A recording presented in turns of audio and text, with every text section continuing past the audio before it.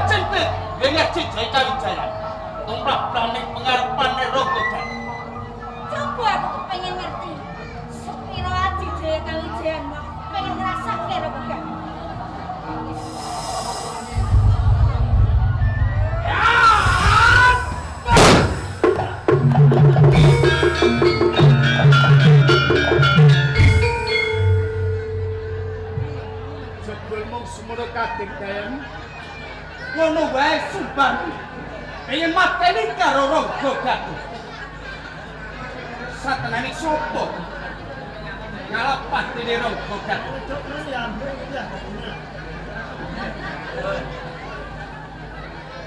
Lho, Rangga Gadhing.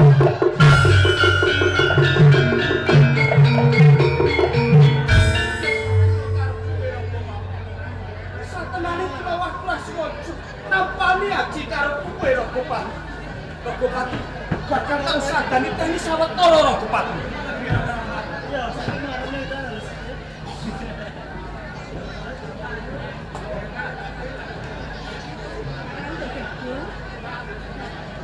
Sampean ra ngerti yen tetenane sampean mau tak apusi to Kakak. Kasih nyatane sampean kuwatir nganti sing kaya ngono. Dewe sampean malah ngene wae Kak. Rogopati. Iki tonggo kanggo kowe Rogopati. Rogopati. Adalah. Oh, yo tintang ngalen kowe ae Rogopati. Tangi Rogopati. Rogopati. Rogopati. Teni sawetara.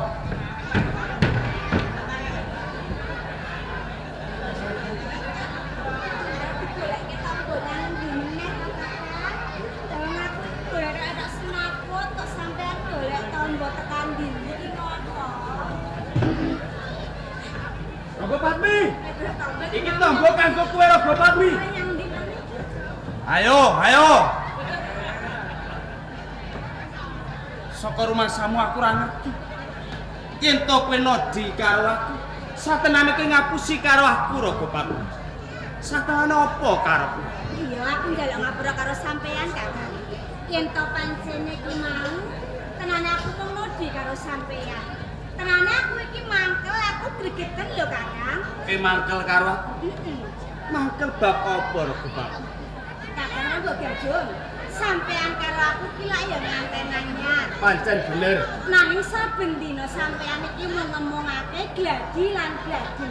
Lho, sampean ki apa ya ora eling yen to sampean ki wis duweni bojo aku to, Kakang? Dadi perkara kuwi kowe ngributke karo aku nyalahke karo aku Rogopati. Gene apa ora, Kakang? Ya sing pangapurane Rogopati.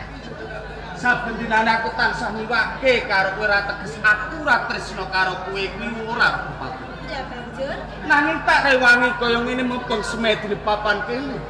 Kabeh mau saka dawuh Bapa Supa Madrangi supaya aku mumpung semedi di papan kene kanggo jangkepi ilmu kawijayan sing tak cecep saka ngarsane Bapa Resi Supa Madrangi. dadi kuwi to perkarane. Iya. Ning ya, Kakang. Jenenge wong wadon aku iki ya kepengin disanding karo wong lanang barang. Mumpung iki ana kalodangan wektu, aku njaluk sampean buktekke sepira gedene katresnane sampean kanggo aku, Kakang. Rogopati. Senajan to saben dinane aku ora tansah cedhak karo kowe. Nanging satenane lair batin aku tresna karo kowe Rogopati. Salumahe bumi sakuping langit. Ora ana wadon sing gak tresnani wong kejaba kowe. Mula saka kowe Rogopati.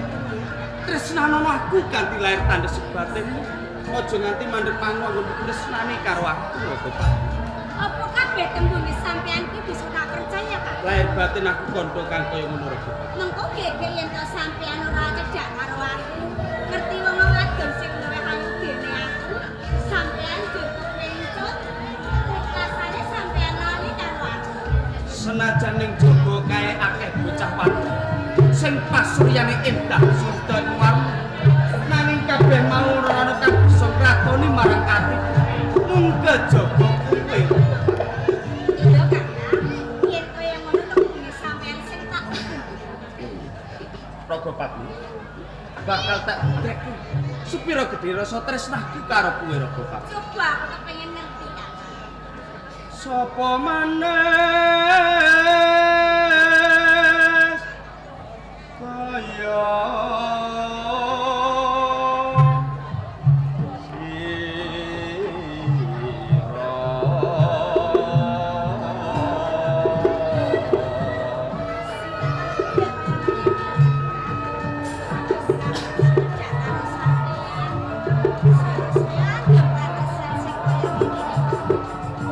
Kembangir koteknya mangudo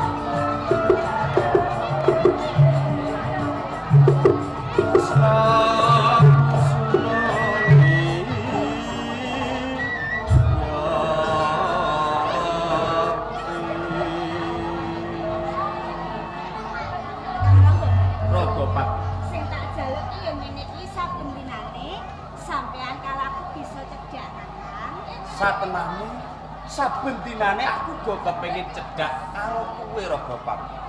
Nanging akeh gawean sing tak rampungku. Saben dinane aku dadi murid ana ing grojogan sewu lan ora mung kuwi. Iki kebenaran kuwi ana papan. Lah kok kebenaran apa to, Kak? Aku bakal njaluk pamit karo kowe Ragopang. Metes wae aku nampa dawuh saka ngarsaning Bapa Sukomadrani supaya aku temeka ana ing Praja Majapahit. Nyaosake bentuk agung ana ing Majapahit. Kyai Kalonada kunjuk ngarsaning Sinuwun Prabu Kertarajasa Jayawardana Ragopang. Lagi wae sampean bisa cedhak karo aku. Saiki sampean wis pamit arep tumuju ana ing Majapahit. Wis to. Kowe ora sandadak waslan semenang. Ing mengkone yen wis ana kerampungan, aku bakal gres bali ana grojogan sewu Ragopang. Kaya ngono Kakang. Ya wis kadadi ngopo? Ning welengku mung siji, sampean sing ati-ati Kakang. Aku bakal hati-hati Ragopang. Yen kaya ngono aku njaluk pamit Ragopang. Kaya ngono ya Kakang. Ya wis ana karampungan sampean ndang bali ya Aku Kakang. janji bakal gres bali grojogan sewu. Saklungane Kakang ronggo gaduh. Rasane ati sini montan sumelang bae. Gek emang kono ana kahanan sing bebayani. Ketimbang aku ning omahe sini mun pikiran bae. Luwih becik aku susul aku nek Kakang ronggo gaduh. Kakang ronggo gaduh, aku melu sampeyan Kakang.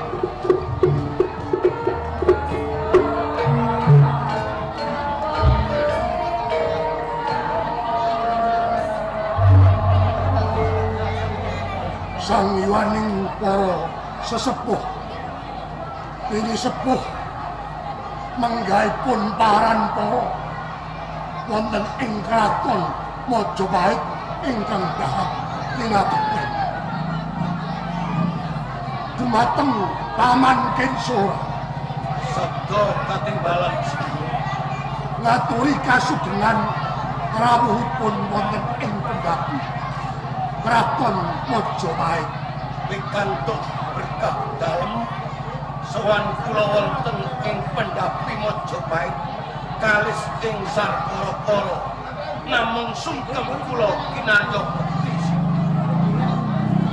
Paman Kensora dadosaken bombong miwah mongko king manahku mugi andhatosna teguh kayuwanan lumeber sedaya para kawula wonten ing Majapahit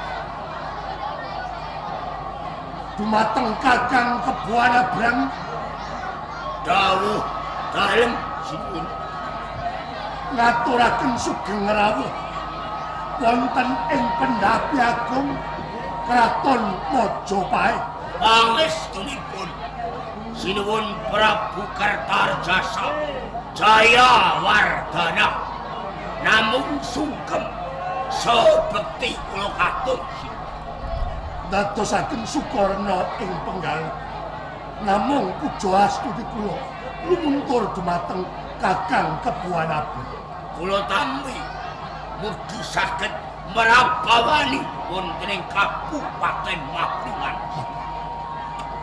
nanging Paman Kensora dalah Kakang Kebuanabrang nanging ngantos kula ngarawuhaken sedaya para sesepuh parantara negari Majapahit namung betekipun badhe ngrembak komplanging Patih Hamengkubumi wonten ing Kraton Majapahit menggah saking pamrayodipun Paman Kensora lajeng sinten ingkang pantes kasengkakaken minangka Patih Hamengkubumi wonten ing Kraton Majapahit.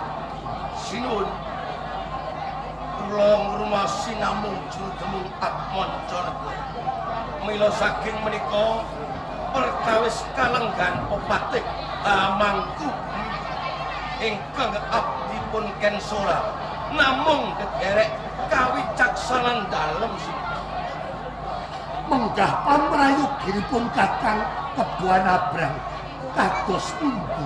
Duh sinuwun Prabu Kertarjasa Jayawardhana nyumangaken ngarsa dalem sinten ingkang panjenengan tugih minangka dados patih Hamangku bumi wonten ing Majapahit nabrang namung dederek karsanipun Sang Prabu Kertarjasa Jayawardhana. Paman Kensora dalah Kakang Kebuan Abrang. Nggih. Menawi ata kados mekaten badhe ingsun purwakan. Nanging sawetawis taksih wonten palenggan kursi ingkang godhang. Wonten priyantun ingkang nampi sedahan utawi layang ibaran dereng rampung. Menapa saged dipun purwakan Paman? Duh sinuwun mongko dinten sampun katemtokaken dene wonten salah satunggalipun Prabu Tinegari ingkang taksih dereng rawuh. Monggo enggal-enggal kapurwakani nggih menawi to priyagung kala wau saged rawuh menawi boten menapa wisudan patih Hamangku bumi badhe cabar. Leres Cetha Renggolawi kalidor ing kewajiban. Nggih menawi lawinggal sowan menawi boten menapa jumenengan patih Hamangku bumi badhe wurung gumantung sowanipun Renggolawi. Menawi utawi kados mekaten badhe ingsun purwakani dinten sakmenika. Lumanggaken.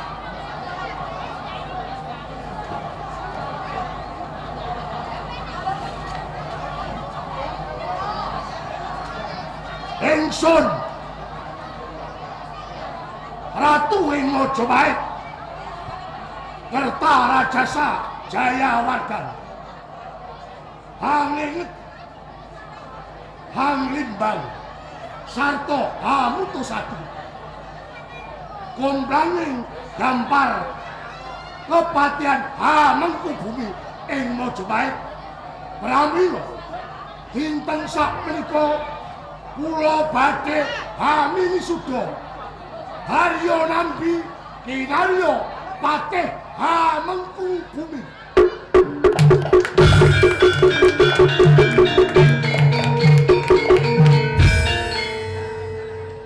Dumateng kanca Wirapadu kanggean ngestring sarta hamisuda dumateng harya nampi kanthi kairing mumrap.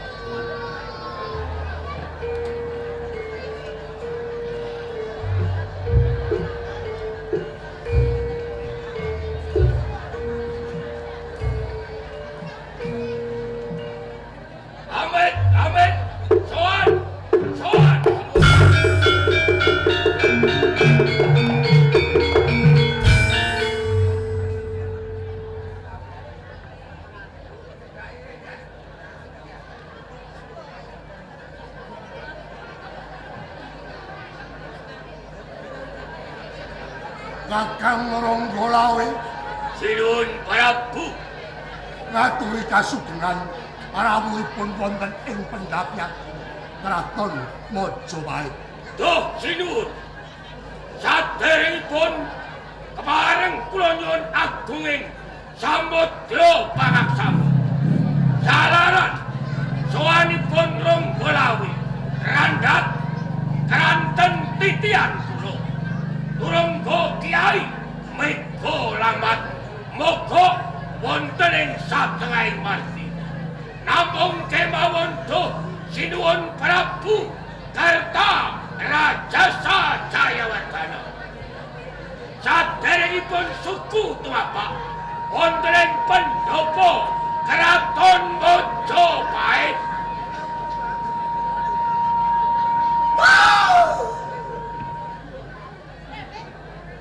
Wonten swanten bendhe ngungkang mangkung priyembangam balambal suraing kawula gumuruh ambata rubuh dosinuwun kepareng Ronggolawe nyuwun dawuh menapa wisudan patih Hamengku Bumi sampun dipun purwakani. Pangestunipun sampun kapurwakan. Lajeng sinten ingkang kawinisuda minangka patih Hamengku Bumi sinuwun? Boten sanes namung Kakang Haryo Nambi. Haryo Nambi.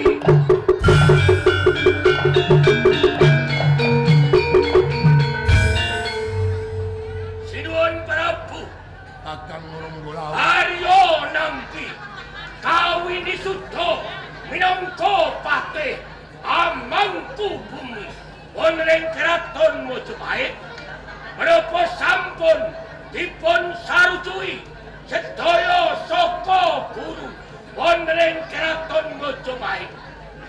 Kalih pratiga sedaya para pinisepuh menggaing paran para ing Mojopahit sampun sarujuk. Menawi ngaten cetha saka guru Mojopahit anggenipun mikir boten ngangge bathuk nanging ngangge gempol. Hei! Sinuwun Prabu Kakang Ronggolawe. monggo kula aturi mengo sinten Haryo Nambi. Nambi menika tiyang cirih wedi getih. Dasare Nambi tiyang bodho balelo longa-longo kaya kebo. Patih Hamengku Bumi dipun cepeng tiyang pinter kemawon dereng kinanang kuawi. Napa malih Patih Hamengku Bumi dipun cepeng kados Nambi tiyang ingkang bodho badhe dipun beto-beto budi Keraton Mojopahit sinuwun. Lajeng saking pamanggihipun Kakang Ronggolawe sinten ing pantes kasengkakaken minangka patih Hamengku Bumi ing Mojopahit? Botenipun tiyang ingkang pono ngenani udhanegari ugi ageng lapuh-lapetipun tumrap negari Mojopahit kados dene Paman Ken Soro. Ronggolawe yen jeneng sira matur kuwi kudu mawa wewatonan aja mung waton matur. Aku wis minangka jeneng Atmanca Negara kuwi pakaryan kang ora enteng lan meneh aja sok gampang ngasorake kelawan kabisaning liyan lan ngumpulke kelawan kabisaning pribadi. Duh, sinuwun. Paman Gensu. Sampun ngantos sinuwun Prabu Kertarajasa Jayawardhana menika ndahar aturipun Ronggolawe Dipati Tuban sinuwun. Sinuwun Prabu Kakang Ronggolawe. monggo kula aturi nginaoni lembaraning sejarah ateke Keraton Mojopahit nalika ateng Mojopahit nan dalem jumeneng ratu kanthi gelar Karta Rajasa Jayawardhana wonten pengampuhipun prajurit saking kerajaan Tatar utusanipun Kaisar Kubilai Khan ingkang dipun pandegani Panglima Mengki dampuh perang andhasipun Mojopahit lan prajurit Tatar sinten Senopati Mojopahit ingkang maju perang menapa Nambi boten nampi boten ketok ilunge nanging Ronggolawe ingkang majeng perang mundur prajurit Tatar tandangi Ronggolawe kasusul prajurit Gelang-gelang mundaran Winotan Ronggo Janur perang sinten Senopati Mojopahit napa nabi boten nanging Ronggolawe satitik tangan kula rucah rajeh kepaketeh kikir kula dua tatu tumbak sing tumandang Ronggolawe lho ingkang purangkat dados Pati Amangkubumi kok mongsak nambi tiang kudu nambi nek loro atimu krana ucapku tak ajang yo mbah nek arep wani karo Ronggolawe sok kapan nyeng di papane ayo nambi tabran Ronggolawe tak ajang yo kowe tabran serawean tanganmu pendiraan peripatmu muncrat nantang karo nabi Dasko nambi ki wong cilik peti-getih sengara wani karo kowe kali nek nantang aja nabi kowe nek nantang aja nabi iki nantang kowe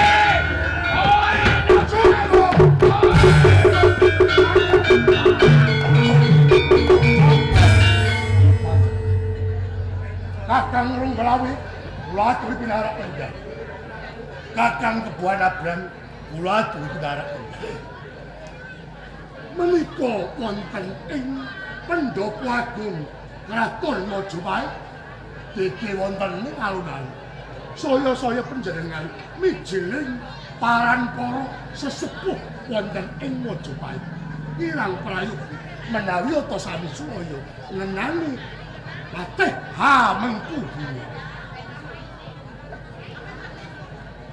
Dumateng sinten kemawon sedaya para layaka praja parampara minggahipun saka guru ing Mojopahit ingkang boten sarujuk ingsun Hamisuda Kakang Haryo Nambi minangka Patih Hamengkubumi saged nilaraken praja Mojopahit.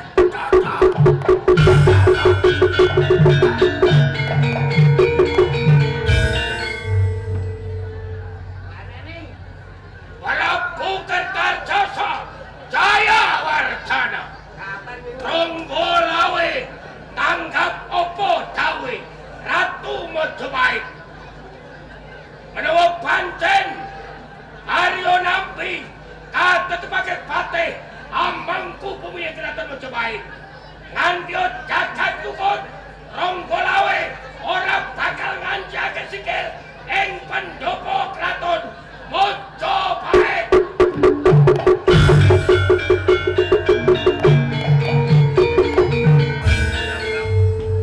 Nabrang Lawe perkaramu karo Lawe arepmu jauh nek pancen nabrang lanang sejati ayo petungan karo Ronggolawe mapane ora ning kene yang ketun jopo tandeni besok mati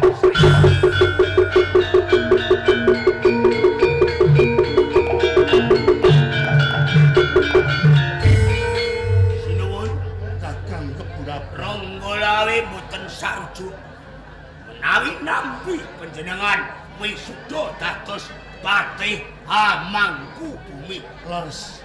Ronggolawe kula pamehaken gajah betul saking Wantilan boten wonten ingkang saged nyepeng menawi boten seratinipun. Lajeng seratinipun sinten Kakang? Seratinipun Ronggolawe. Leres.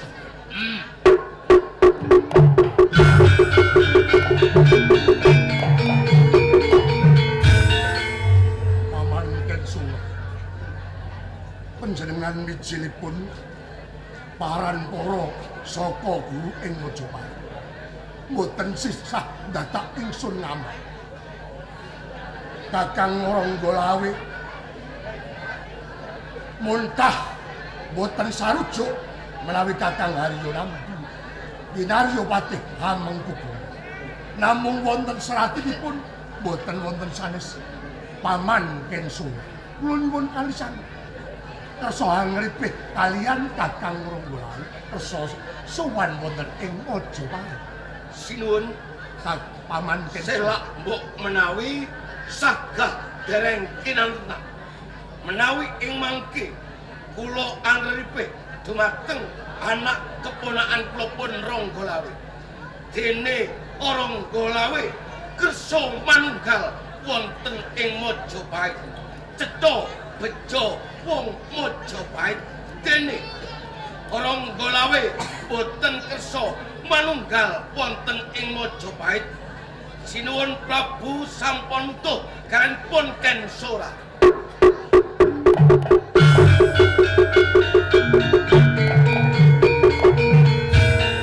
Sinuwun Kakang Kebuana. Perkawis menika dipunanggep sampun wonten karangan. Kepareng Abrang nyuwun pamit badhe wangsul wonten ing Abringan. Nderekaken sugeng kondo. Salam taklim kula kunjuk kulawarga wonten ing Kadipaten Papua. Pangestu nggih kula suci. Nderekaken sugeng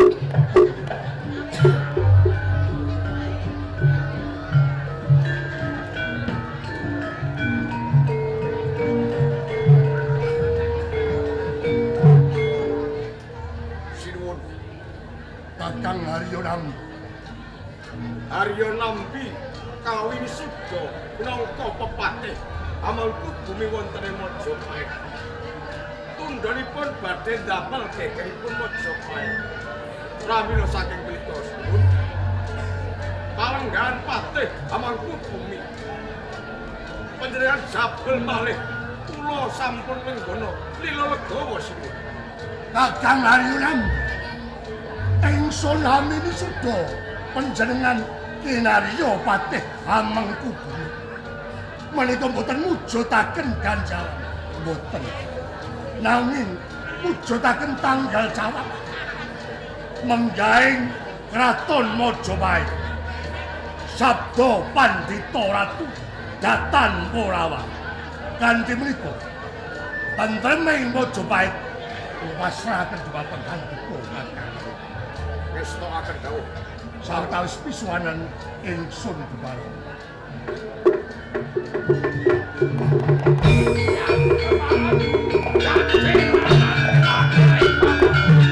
Wijaya, Wijaya. Manungsa kang ora ngerti marang kebutuhan liyan.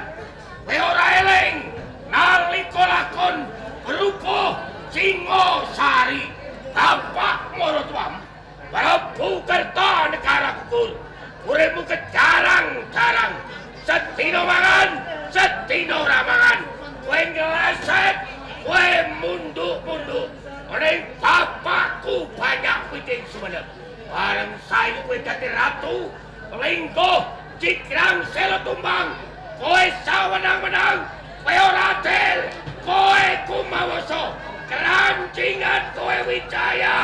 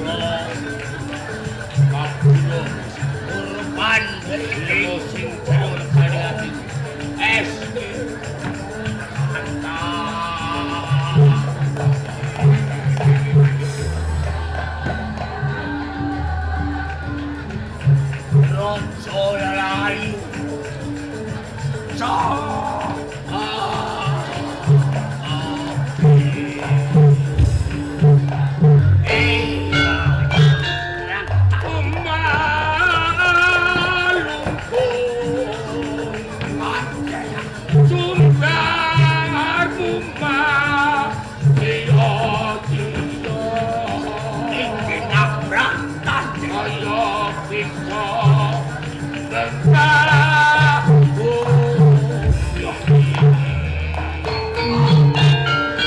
Yen dosa prawira, ayo morotan disono, anti tumekan lendo nganti pralo.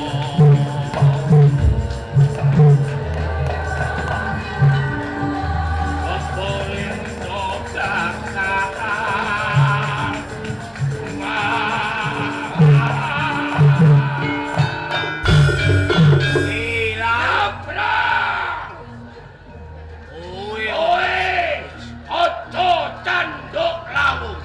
karo perkara di Ronggolawi. Apa wae? Kowe iki sapa, Nabrak? Kowe sapa? Kowe diajak laut. Aku kowe kendo. Pancen kowe piangsat dajian. Ora tak sela. Ora dadi sewati mojomae. Kowe pitutu sapa-sapa. Kowe gulung kuwi krasa kebelan. Angkoe kowe aja melu-melu perkara iki. Iki perkara di Ronggolawi. Karo Ratu Mojomae. Awe. Sopo wae sing wani gawe rese, wani gawe jejereng Mojomae, musuhe Nabrak jeger Mojomae. Nabrak kolondo mayang kowe dewo. Tak rentas. Ayo Nabrak.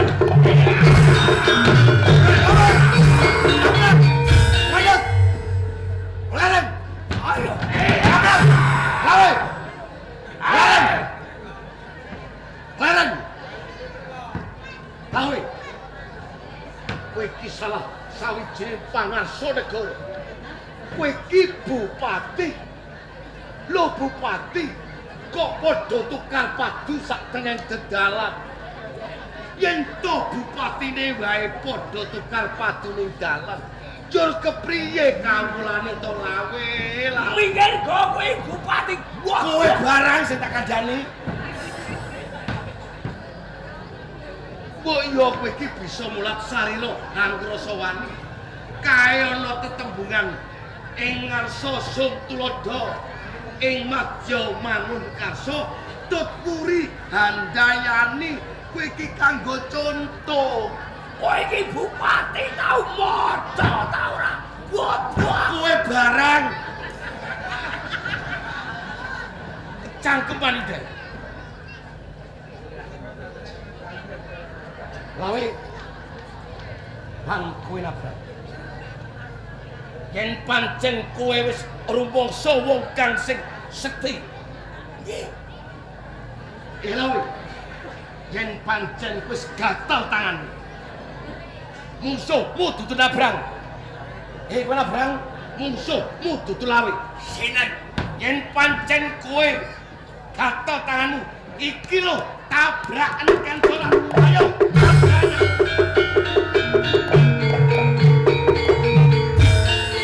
Kowe tak idoni ora kenter tekan Sukolilo sembah kowe. Ayo, idoni piye?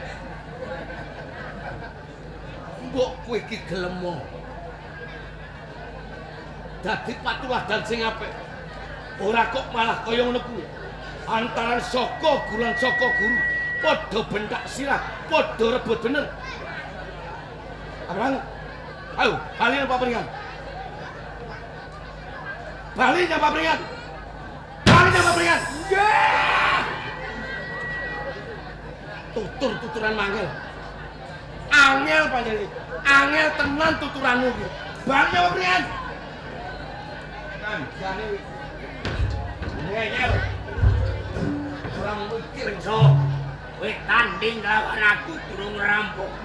Sampai paman, ora sampai pamanmu. Nabrang! Bali! Bali! Lalu, tengahipun paman wis ngerti. Ngerti apa sing kok karepke? Jeneng sira ora lila, jeneng sira ora ikhlas. Yen to Majapahit kang kok labuhi kanthi tuwite sing getihmu, kuwi bakal morat-marit, bakal kocar-kacir. Merga menungso kang dipercaya minangka patih amangku bumi, wong sing bodho mbalelo. Nang iki kudu eling. Ora ketana kowe nang Kabupaten Tuban. Kowe iki pangarsa, kowe iki bupati. Nanging yen to kene Majapahit, kowe iki mung kawula. Arep bener kawula sing duwe panguwasa kae Prabu Kertarajasa Jayawardhana. Kowe bener dianggep luput bisa. Kowe luput dianggep bener bisa.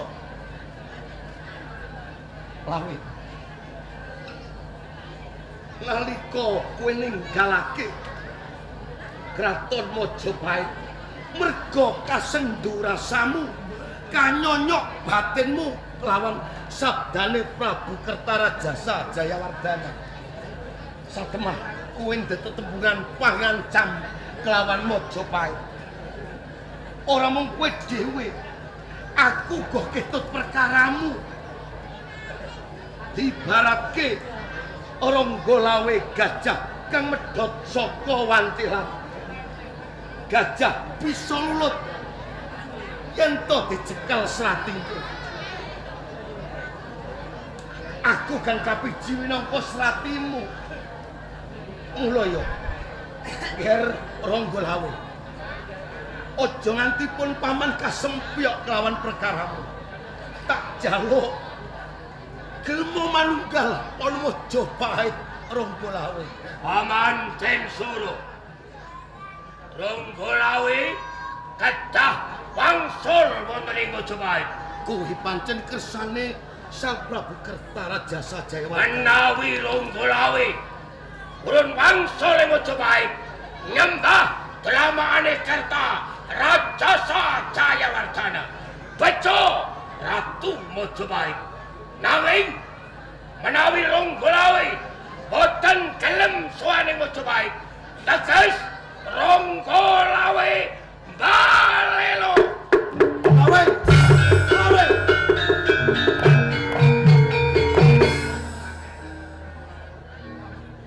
Rumangsa nangis aku. Jur aku kelingan. Eling samu barang kang dumadi ana Majapahit. Pendak-pendak Majapahit katempuh ing budaya. Pendak-pendak Majapahit ana dipati kang balela wani negara Majapahit. Amung jeneng sira kang bisa ngrampungi lan mrantasi gawe. Nanging yen to saiki Ronggolawe sing balela nang Majapahit, ora arep dadi apa Majapahit?